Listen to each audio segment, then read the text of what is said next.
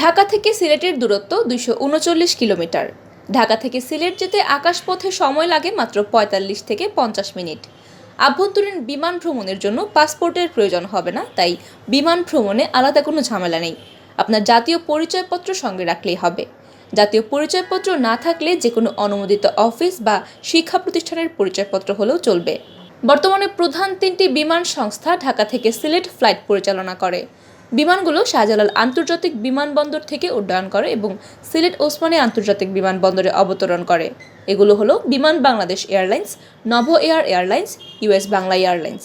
সপ্তাহের প্রতিদিন ঢাকা থেকে সিলেট ফ্লাইট পরিচালনা করে। সপ্তাহে প্রায় 30টিরও বেশি ফ্লাইট ঢাকা থেকে সিলেটের উদ্দেশ্যে ছেড়ে যায়।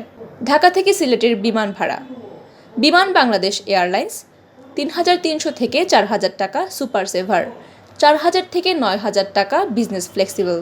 নভো এয়ারলাইন্স 3,300 থেকে 4,000 টাকা স্পেশাল প্রোমো, 4,000 থেকে 9,000 টাকা ফ্লেক্সিবল।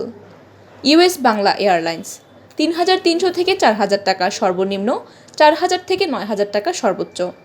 বিমান ভাড়া সর্বদাই পরিবর্তনশীল। ভ্রমণের তারিখ অনুযায়ী ভাড়া পরিবর্তিত হতে পারে। সেক্ষেত্রে ভাড়া কিছুটা কমে যায় অথবা বেড়ে যায়, তবে পার্থক্যটা সাধারণত খুব বেশি হয় না। ঢাকা সিলেট রুটও এর ব্যতিক্রম না। নিয়ম অনুযায়ী ইকোনমি যাত্রীরা প্রত্যেকে 20 কেজি পরিমাণ চেককৃত মালামাল বহন করতে পারবেন। তাছাড়া কেবিন লাগেজ হিসেবে 7 কেজি মাল বহন করা যাবে। বিজনেস ক্লাসের যাত্রীরা 30 কেজি চেককৃত মালামাল এবং 7 কেজি কেবিন লাগেজ বহন করতে পারবেন। এর চাইতে বেশি লাগেজ পরিবহন করতে চাইলে অতিরিক্ত ফি দিতে হবে। এই ফি সম্পর্কে জানার জন্য আপনার নির্দিষ্ট এয়ারলাইন্সের সাথে যোগাযোগ করুন।